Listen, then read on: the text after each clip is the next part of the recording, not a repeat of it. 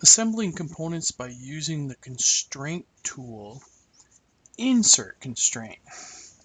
So we're going to insert is when we want to use to force two different cylindrical type components or conical component to share the same location on a central axis.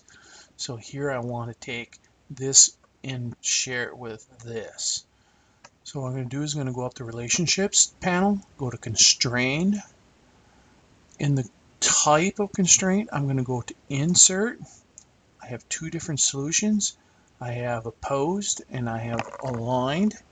And so I'm going to go and pick my first selection. I'm going to pick an edge.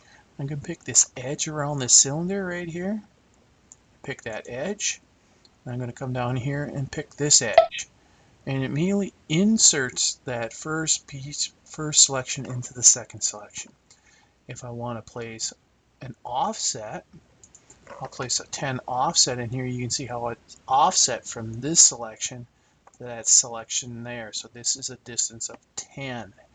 So we can change that to say 5. And I have a slightly different, less offset then. So I can hit apply, and I've created then an insert to this particular constraint. So the insert constraints are used to force two different cylindrical or conical on the same axes. And so we can end up putting cylinders, etc., into two different alignments.